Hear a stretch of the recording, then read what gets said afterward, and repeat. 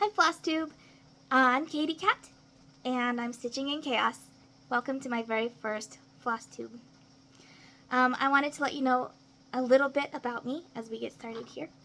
I grew up in the United States in the South, and a series of chaotic events led me to currently live in South Central Alaska, and that has been an interesting journey.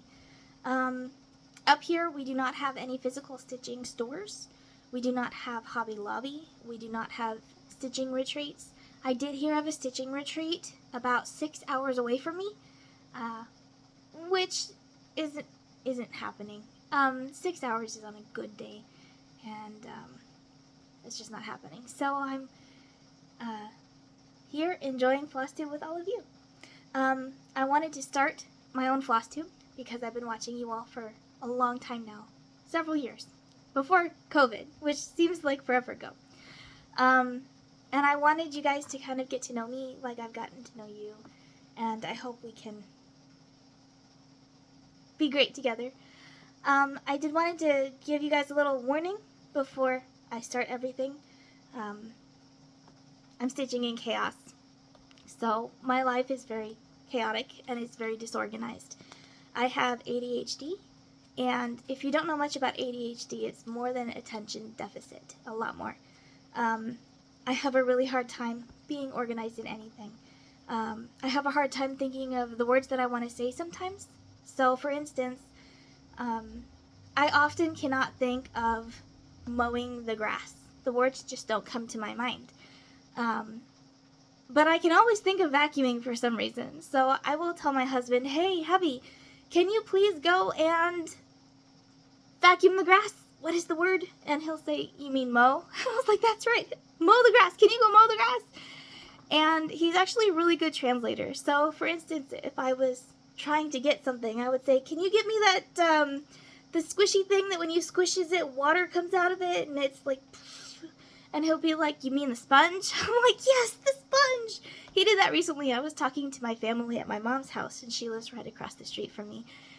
And they couldn't figure out what I was trying to say, and I'm like, the thing, and he was like, "You mean this thing?" I'm like, "Yes, he wins." He's a really great translator for me. So if I forget what I'm saying, if I talk too fast, and I have to stop and regroup, please just bear with me. I also have a really bad memory, so if I say, "I'm going to do this in the next FlossTube," and then I don't do it because I didn't write it down or something, I'm so sorry. I also have a really hard time with routine. I have to set alarms, make notes, tell my husband. He also has ADHD, so sometimes that's not always helpful. But I'm going to do my best to do FlossTube at least once a month. I'd like to do it every 2 weeks, but I'm not sure that's in the cards right now. I did make a list, so hopefully I don't forget anything that I wanted to let you know.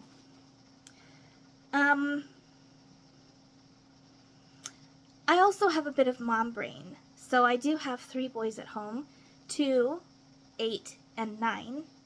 And mom brain does not get better. They say it gets better. Pregnancy brain, they say it gets better, but it doesn't.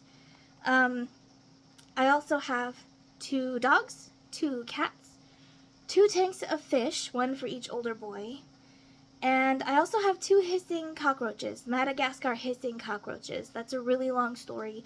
Just know that they are in a tank, they are pets, and we do not have an infestation.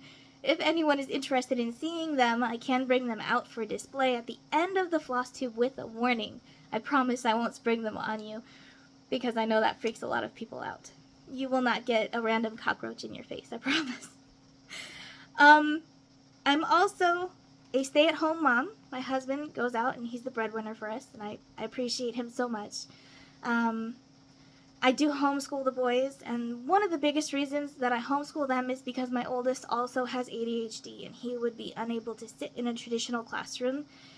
And I don't particularly, I do appreciate public school, but I would rather not go there with my boys, just the way the world is. I don't want to sound bad or condescending. it's just not what I would want to choose for us at the moment, and since I have the opportunity, I appreciate homeschooling them. You might ask, how does ADHD and homeschooling work? Well, it actually works quite well. I have a box with all their school books, and they know we don't necessarily have a routine. Like, I don't start school at 8 o'clock, and then we do math at 9 o'clock, and we do English at 10 o'clock. We don't really do routines, but we start with the first subject, and we go to the second subject once we're done with the first subject. So we have an order to it, and it works quite well. My boys, they don't have to sit down. They don't have to be still. Often I will catch them reading upside down or, on the floor doing their work just because that's where they're comfortable. And it works quite well. I appreciate our system at the moment. You will notice that I don't really have all of those beautiful cross-stitch decorations that most of the other FlossTubers have. This is a cross-stitch right here, and it's actually not mine. It's one that I rescued from a thrift store, and I just really liked it. This is my firstborn, and this is my father-in-law who passed away, and this is my middle child, but that picture is several years old because I keep forgetting to put the new picture in. I'm sorry. Again, my place is chaos. My brain is chaos.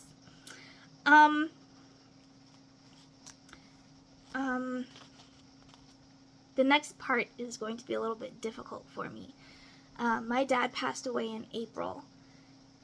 And he actually passed away on my birthday. Losing a parent is hard enough. Losing the parent on your birthday is pretty devastating. I'm trying not to think about it too much. So I'm still grieving. My dad is the person that actually started me cross-stitching. He stitched from when I was little. I have a piece that he did for his grandmother. For my grandmother, I'm sorry. It's up on the wall. I should have probably grabbed it. But I'm going to insert a picture here. So I have a piece that he did for my grandmother. I have a cross-stitched piece he did for my mother. And I have a cross-stitched piece that he did for my brother. He never did one for me, but that's okay, because I do have the one he did for my grandmother, and I really love it. He also did embroidery, which is something that I tried, but it's too liberal. It's too freeing. I really appreciate rules. And with cross-stitch, you're making X's or parts of X's, and you have a pattern, and you follow the grid, and there are clear, distinct rules. Embroidery says, here's the outline of the picture, fill it in as you wish. And it's too much. I can't do it. I have to have the rules. So I appreciate that he embroidered. And I appreciate everyone that embroiders, because my brain just can't get around it. This first FlossTube is going to be kind of in memory for my father. We recently had his funeral, and I know that FlossTube would be something that he really loved. He did have a special kind of dementia, at least that's what the doctors diagnosed him with. Frontal temporal dementia, and he still knew who we were. He was still telling me, I love you, 2 days before he died, maybe 3 days before he died. And I just really appreciate that he knew us at the end. But he did stop cross-stitching. He did stop doing all of his favorite hobbies, and that's something that dementia people do. He did give me all of his supplies, and I wanted to have him see something every day that would tell him that he was loved. So I ended up cross-stitching him a piece before he passed away. And he got to see it for a little over a year. It was nice. I must apologize. Again, chaos is going to be a theme in this FlossTube. When he passed away, my mother gave it back to me so that I could keep it because, it was a little piece of my dad, even if I did make it. And my boys got a hold of it with some sticky on their fingers, and so there's a little bit of crusty stuff at the bottom. I will wash it. It's not going to stain. But it is there right now. I'm sorry. I did the cross stitch. My husband turned it into this nice little pillow, and I couldn't tell you what it was from. I couldn't tell you what I stitched it with. I did use sulky floss. I really love sulky floss. And I often get materials from thrift stores and things like that, and I can't remember which magazine I got this out of, but it says, "With love to the stitcher who started me stitching." and I think it's backwards. I don't know how to flip that. But he appreciated it, and he got to see it before he died.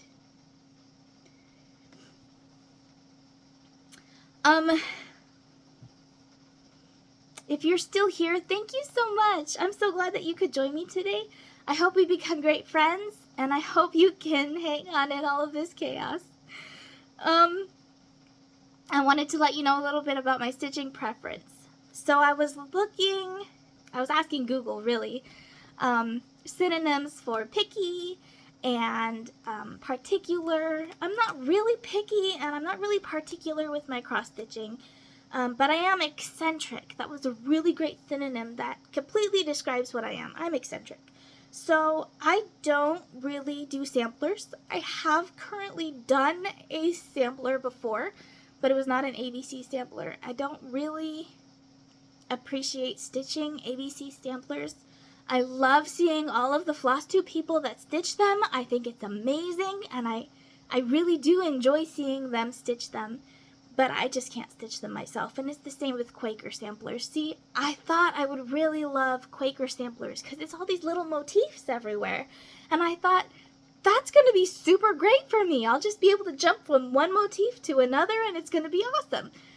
Well, I did end up getting Owl Forestry's Dinosaur Forest, and I've done like this much. It's pretty sad. I love it. I want it stitched. It's still in my works in progress. I'm going to go back to it at some point. But I don't know what it is. My brain just doesn't want to do those little tiny motifs everywhere. I'm also a really, really slow stitcher. So I don't stitch in a line. I don't stitch with the sewing method. I stitch where you stick the needle in the fabric and you pull it out the other side. And you stick the needle back in and you pull it out the front. And I'm a really slow stitcher, so that coupled with my kids, with homeschooling, with my pets, and with my church life, I don't often have time to stitch. I try really hard, but in a normal, typical week, I'll be lucky if I get 1,500 stitches in on average. I try to get at least 200 stitches in a day, but that doesn't always happen either. Sorry, I've got to consult my notes. Oh, floss tubes in general probably will be pretty short. I'm hoping to keep them maybe 10-15 minutes, but honestly, if I haven't stitched much, I don't have much to show you. So I hope in the future to go through my stash that I've gotten, the books and such that I've gotten. I hope to go through the projects that I've kitted up that I haven't started yet. I hope to go through my wish list with you, what I want to stitch, and I hope to go through all of my whips with you, and that's going to be quite the floss tube. Most of my projects I have stitched and given away. I only have this cross stitch that I already showed you, and I have one at the framers that I'm keeping. Those are the only ones that I currently have finished that I'm keeping. Everything else is gone. But I do have pictures of the ones that I have finished. I have been stitching since I was 17, and I'm not 17 anymore, so I have quite a few. And some of them were really, really fun. They were some of my favorite pieces. Of course, the more you get to know me, everything's my favorite. The song that I'm listening to currently, it's my favorite song. The shoes that I'm wearing, they're my favorite shoes. Everything's my favorite. But I really do have quite a few favorite cross stitches that I've done in the past that I hope to share with you in future floss tubes. That being said, I would like to share with you my 3 current stitches. I have been doing the Seasons of the Heart, and I really love this series from the Blue Flower. I am stitching them for my sister who lives in the lower 48, which is what Alaskans call the rest of the United States. Hearts are her favorite shape, and she's very much a girly girl. She loves hearts, she loves pink, she loves glitter. If you ask her what her favorite color is, she'll say my favorite color is glitter. But I recently, one of my finishes was a series of seasons for my mother. And my sister saw them and thought, I wish I had something like that. I wish I had a series of seasons from you that was cross-stitched that I can put on my wall. And I thought, that's really funny because I've already started this for you. I actually finished spring last week. I hope you can see that okay. It's not ironed. Chaos is a theme. Probably most of my pieces will not be ironed. I will iron them right before I frame them. So this was spring. I have summer to do. I have not started that yet, but it's all kitted up. I have autumn to do. I have not started it either, but it's all kitted up. And I have winter to do. Now the winter one I'm doing for cross stitch camp. The theme for June was to do a bird, and this one has a little quail in it. So I'm excited to do this for cross stitch camp. I did start only a couple days ago, but I've already made quite a bit of progress. So this month has not been a typical month for me. I have gotten almost 400 stitches done every day for the last 4 days, and I'm super excited about that. So here's my progress on winter.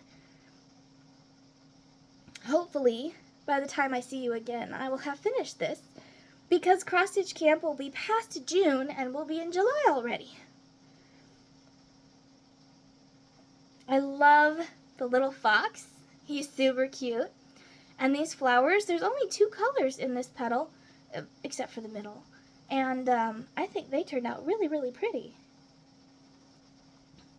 So, I'm looking forward to finishing those.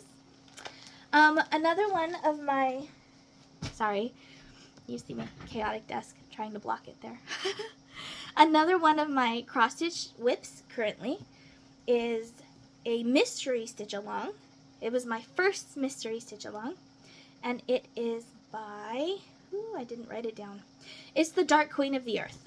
If you Google that, you will be able to find out what it is. It's the Dark Queen of the Earth by Autumn Lane Stitchery. There we go, I remembered. The people doing it are really, really awesome. They're kind of doing it with us as we go. So right before we get the next update, it's a year-long stitch-along, mystery stitch-along. And right before we get the next update, they actually stitch it. So it's not all stitched already. They're stitching it with us, which is pretty neat. It's a relatively larger piece. I don't remember how many stitches I put into this yet, but it's quite a lot. I have added some of my own flair to the project. I'm trying to add wildlife and bugs. I am stitching this piece for my sister-in-law. She is relatively new to jiu-jitsu. She loves to do jiu-jitsu. It's become a really strong hobby for her. She has a history, and I will go through it with you after a little while. But she recently got her blue belt in jiu-jitsu, and I wanted to tell her how proud I was of her, and I wanted to give her something to commemorate that. And she's an earth sign in her astrology. I'm looking at my husband. He's supposed to help me. The zodiac. Yeah, the zodiac. So, I thought the Dark Queen of the Earth, she would really appreciate it because she likes earth sign kind of things. So, I'm trying to figure out where it's at. There it is. The only things that I've added so far are these little ladybugs. I don't know if you can see them. There's one right there. And the other one is right up there. It's kind of hard to see. Here we go. You can see it right there. I am planning on adding some, oh, the name is gone. Hold on. They're bugs that eat carcasses. Carrion beetles. There we go. Carrion beetles. They're actually fascinating, and if you look at them, they're beautiful. They're orange and they're black, and they've got a really interesting zigzag design. And I have not finished this particular part because I want to put the carrion beetles in this wood somewhere. And I just haven't figured out where I want them. So that's part of my project. I'm really not good at designing things. So this is an adventure for me. I was also thinking in this, there's a nice empty space right here. If they don't add anything here in the next couple of releases, because we started in October? He won't know. We started like around in October, so we're over a year done. We only have just a couple more releases left. I am several months behind in this project, but I'm getting there. I'm not giving up on it. I wanted to put a shoe bill right here. It's just big enough for the face of a shoe bill, and I thought that would be a really, really neat addition. I'm about ready to start stitching her arms once I'm finished with this section. And on her arms, I wanted to drape a little snake, a green, like a tree boa or something. I thought that would be a nice addition. And then up by her head, I wanted to add like a dragonfly and maybe another bird. I'm not sure. But I'm having all sorts of fun with this project. I do want to finish the cross-stitch camp project before I work too much on this one because I started really late. I only started like 3 days ago on the cross-stitch camp project, and it is the 14th right now. You'll probably see this uploaded on the 15th. And I have anxiety, and it stresses me out to not finish something that I'm supposed to. And so I'm really working diligently on my cross-stitch camp cross-stitch project before I do the others. I do have one more book to show you. It is Thy Word by, it was released in a Leisure Arts pamphlet. This one I'm stitching for my mother. She is a most amazing person, and I feel guilty about not stitching a bigger piece for my father because I've been stitching for years, and it never occurred to me that my parents will pass away quickly, you know? And I would feel horrible if my mother passed away without getting a cross-stitch piece from me. And I don't want to make her a tiny pillow. That pillow that I made for my dad, I probably cross-stitched in 2 days because it was a small, and at the time he was actually having heart trouble, so I thought he wasn't going to make it the next week. And it was kind of a Hail Mary kind of thing, and I am sorry that I did not cross-stitch a larger, more meaningful piece for him. And I wanted to stitch a meaningful piece for my mother. So this is actually my Saturday project. I work on it. Saturday is my church day. And so I work on this actually in church. If I have something to do with my hands, it helps me focus better and gives me something nice to do. So this is my Thy Word project. It's kind of old-timey. I really like it. It was a 90s cross-stitch piece. It's not coming very well. The light's shining through. Let's see. That's much better. Okay, so you can see it has a pin cushion right here. It has some scissors. Now, I did mess up in this piece. I know no one will ever notice, but the scissors are actually one cross-stitch square too far to one side. I don't remember which side. So I'm having to kind of fix the pattern as I go. But it's working. I'm working on it. So, and it's really just this area that's messed up. The rest of it is accurate. It's in place where it's supposed to be. It's just this little corner. So what I'm doing is I'm sectioning off this corner so that I can get as accurate as possible on the rest of the pieces. And then I will adjust this corner where it meets up with these pieces as we go. It's got a neat little picture. Above here is actually a teacup that goes with the picture. This is a cross stitch, and this is one of the reasons I'm making this for my mother, is because she's watched me cross stitch all of these years. And to have a cross stitched piece with a cross stitch on it that has a Bible verse back stitched onto it is very meaningful for her. So this is a window, and there'll be another window frame up here so you can kind of tell it's a window.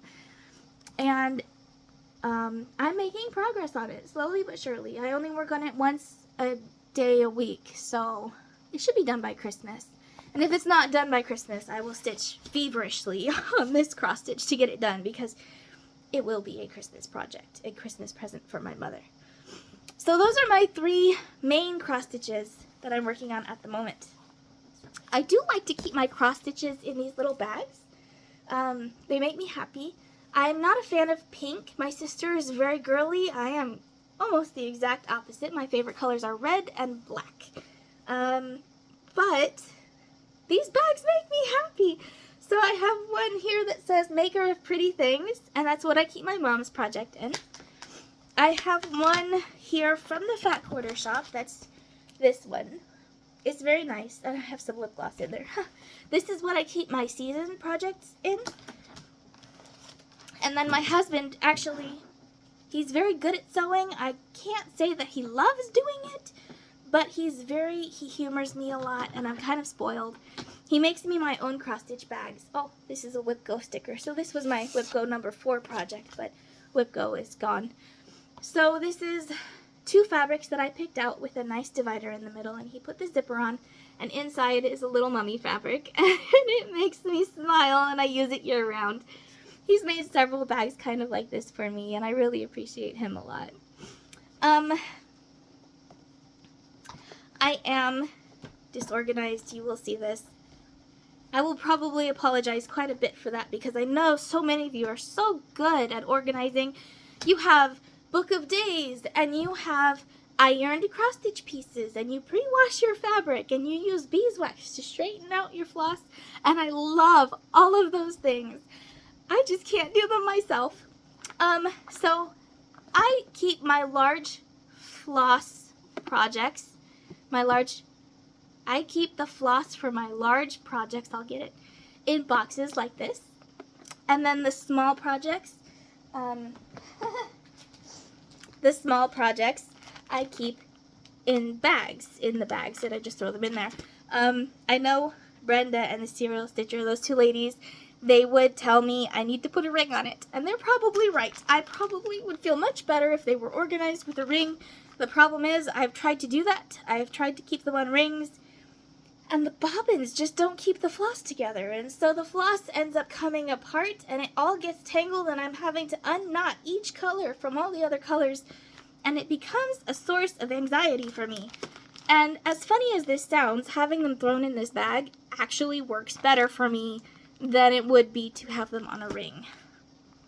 So if you want advice about organization or storage or anything like that, I am probably not the person to ask. There are a lot of other beautiful, amazing women and men on FlossTube that would be much more helpful for you. I am hoping to join a few mystery stitches alongs. By the time I get to them, they probably will not be mystery anymore.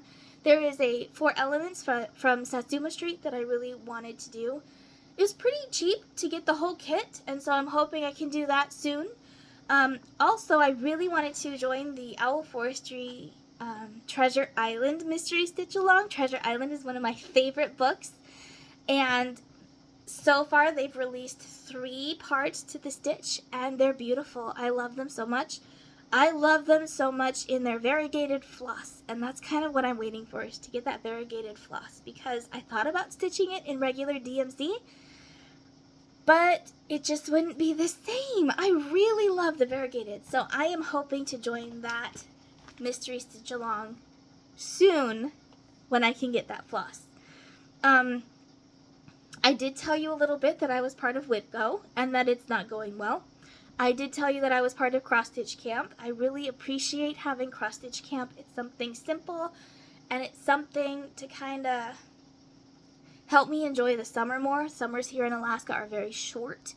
We get about 4 months of warm weather, and this year we have not even gotten that. It's been quite chilly this whole spring, and now we're almost in summer, and it's still quite chilly. They're actually tracking an Arctic storm that's coming across and will hit us very soon.